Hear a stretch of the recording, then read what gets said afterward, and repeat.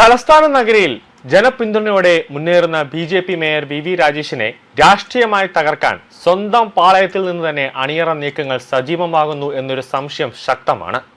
കാരണം ഏഷ്യാനെറ്റ് 2 ദിവസമായി ഒരു പ്രത്യേക പരമ്പര തന്നെ വി രാജേഷിന് നേരെ ഏഷ്യാനെറ്റ് ഒരു പരമ്പര നടത്തുന്നുണ്ട്.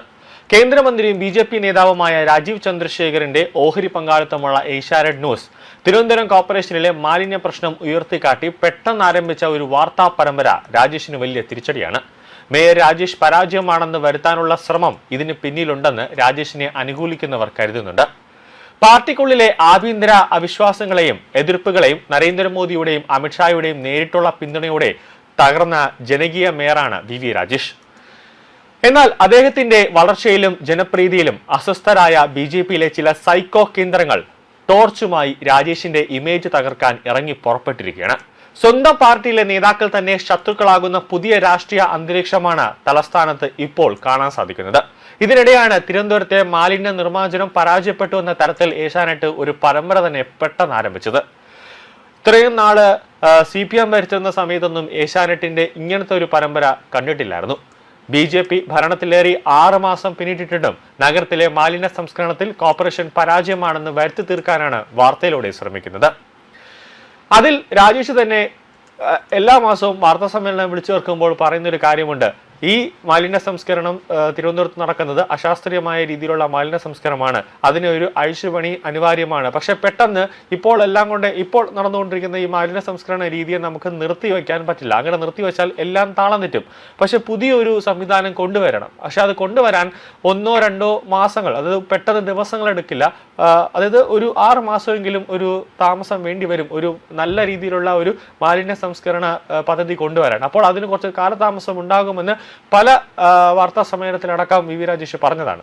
ആറ്റുകാൽ പൊങ്കാല കഴിഞ്ഞ് 4 മാസം പിന്നിട്ടിട്ടും നഗരത്തിൽ നിന്ന് ശേഖരിച്ച ടൺ കണക്കിന് മാലിന്യങ്ങൾ കൃത്യമായി സംസ്കരിക്കാനോ ഒന്ന് മണ്ണിട്ട് മൂടാനോ പോലും കോർപ്പറേഷൻ ഭരണസമിതിക്ക് ഇതുവരെ സാധിച്ചിട്ടില്ല എന്നാണ് ഏഷ്യാനെറ്റ് സംപ്രേഷണം ചെയ്ത ആ പരമ്പരയിൽ അവർ ആരോപിക്കുന്ന പ്രധാന കാര്യം.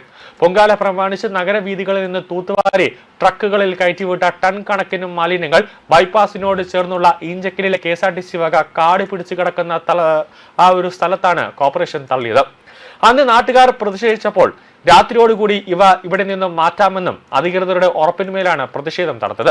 എന്നാൽ ആ വാക്ക് നൽകി 4 മാസം പിന്നിട്ടിട്ടും മാലിന്യം നീക്കിയില്ല എന്ന് മാത്രമല്ല, നിലവിൽ നഗരത്തിന്റെ വിവിധ ഭാഗങ്ങളിൽ നിന്നുള്ള മാലിന്യങ്ങൾ ഇപ്പോഴും രാത്രി കനക്കുമ്പോൾ ട്രക്കുകളിലേക്ക് ഇവിടെ കൊണ്ട് തള്ളുന്നത് തുടരുകയാണെന്നാണ് ഏഷ്യാനെറ്റ് പറയുന്നത്.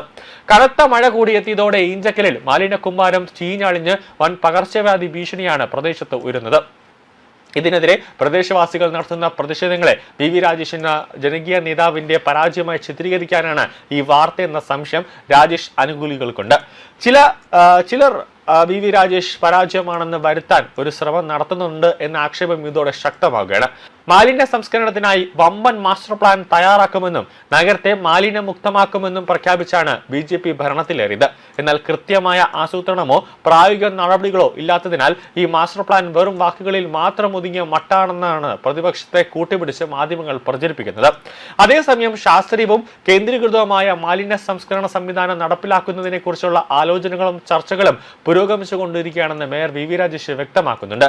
കേന്ദ്ര നേതൃത്വത്തിന്റെ പൂർണ്ണ പിന്തുണയുള്ള മേയർക്ക് സ്വന്തം പാർട്ടിയിൽ നിന്നും നേരിടേണ്ടി വരുന്ന ഈ ഉപജാപങ്ങൾ ഭരണപരമായ തീരുമാനങ്ങളെ ബാധിക്കുമെന്നാണ് വിലയിരുത്തപ്പെടുന്നത്. കൃത്യമായി തന്നെ പറഞ്ഞിട്ടുണ്ട്, ഗുജറാത്ത് മോഡൽ അടക്കമുള്ള മാലിന്യ സംസ്കരണം മറ്റ് സംസ്ഥാനങ്ങളിൽ, അതായത് ബി.ജെ.പി. ഭരിക്കുന്ന സംസ്ഥാനങ്ങളിൽ എങ്ങനെയാണോ മാലിന്യങ്ങൾ അവർ അറ്റകുറ്റമായ രീതിയിൽ നടപ്പാക്കുന്നത് അതേ രീതിയിൽ കണ്ടുപഠിച്ചുകൊണ്ടുള്ള ഒരു മാസ്റ്റർ പ്ലാൻ ആയിരിക്കും മാലിന്യ സംസ്കരണ രീതിയിലേക്ക് കൊണ്ടുവരിക എന്ന് മേയർ വി രാജേഷ് പറഞ്ഞിട്ടുണ്ട്. അതിന് കുറച്ച് കാലതാമസം എടുക്കുമെന്ന് മേയർ പറയുകയും ചെയ്തിട്ടുണ്ട്.